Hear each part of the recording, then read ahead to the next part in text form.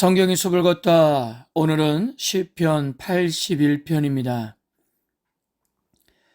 오늘 시편 81편은 이스라엘의 절기에 부르는 노래로 알려져 있는데요. 하지만 그 절기가 어느 절기인지는 명확하지가 않습니다. 어떤 학자는 3절을 근거로 장막절의 또 다른 이름은 초막절입니다. 어떤 학자는 5절을 근거로 유월절이라 하고 레이기에서 나팔을 부는 것과 연관된 날로 속죄일로 보는 경우가 있습니다.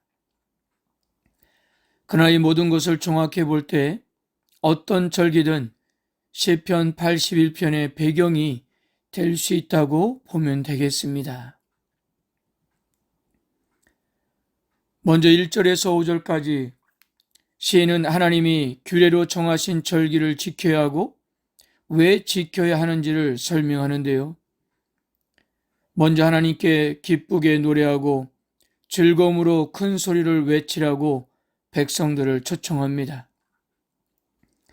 기쁘게 노래하고 즐거움으로 큰 소리로 외치라는 표현은 이스라엘이 할 수 있는 가장 큰 소리로 기쁨을 표현하는 것을 의미하는데요. 이것은 하나님이 요구하시는 것이기 때문에 합당하며 은혜를 받은 자들이 행할 자연스러운 반응이었던 것입니다. 그렇다면 누구에게 기쁘고 즐겁게 큰 소리로 외치며 노래해야 하는 것일까요? 우리의 능력이 되신 하나님, 야곱의 하나님이십니다. 그 의미를 다르게 표현하면 이스라엘의 하나님은 능력의 하나님으로 자기 백성에게 큰 능력을 나타내시는 분임을 보여주는 것입니다. 그럼 언제 하나님을 노래해야 할까요? 3절에서 초하루와 보름이라고 하는데 대부분이 이 절기를 가을의 축제인 장막절, 초막절로 이해하고 있지만요. 부산 장신대 구약 교수인 김정훈 교수는 달이 시작을 가리키는 초하루와 달이 완전히 둥글게 떴을 때의 보름은 한 달 내내 곧 언제나를 뜻하는 것으로 이해하는 것이 옳다고 했습니다. 그리고 4절에서 5절은 왜 찬양해야 하는지의 근거를 제시하는데 그것은 바로 하나님께서 명령하셨기 때문이었습니다. 그래서 이것이 이스라엘의 율례요 규례가 되었던 거예요. 그리고 5절에서 하나님의 능력이 출애굽을 통해서 드러내셨음을 보여주시는데요. 그러므로 이스라엘을 위해 출애굽을 이루신 하나님께 언제 어디서든 어떻게라도 찬양을 올리는 것이 합당한 도리임을 강조하고 있는 것입니다.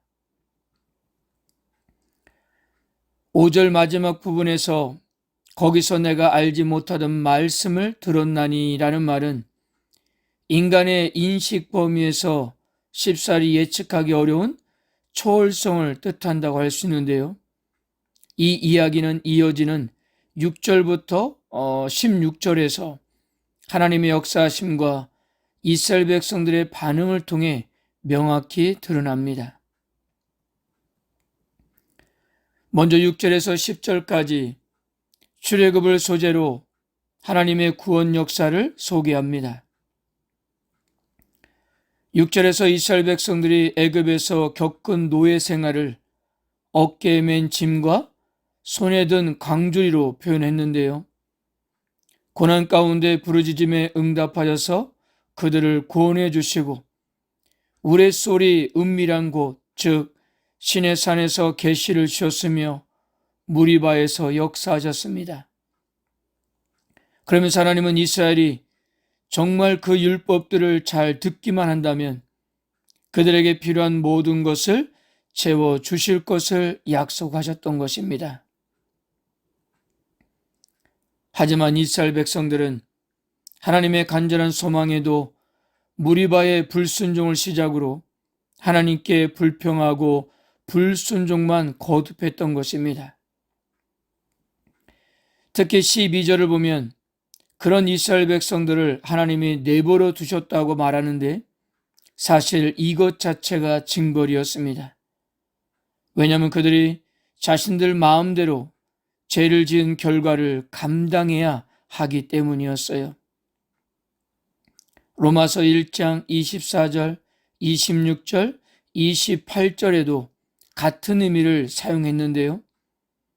하나님이 강제적으로 제한하거나 통제하지 않으시고 그들이 하고 싶은 욕구대로 내버려 두신다는 것은 결국 결과를 책임지도록 하기 위함이었던 것입니다. 마지막 13절에서 16절까지 하나님은 당신의 말씀을 듣고 그 길을 따를 것을 촉구하시는데요.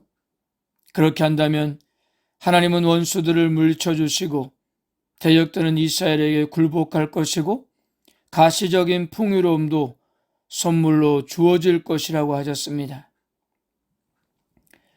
물론 이 모든 것의 전제는 역사의 실수를 되풀이하지 않는 백성들의 순종이었던 것인데요.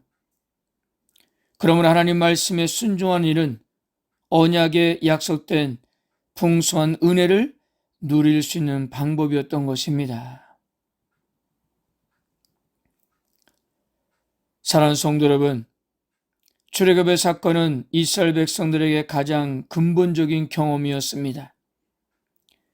그러므로 출애굽을 통해서 현재를 다시 보는 것이 매우 중요했던 것인데요.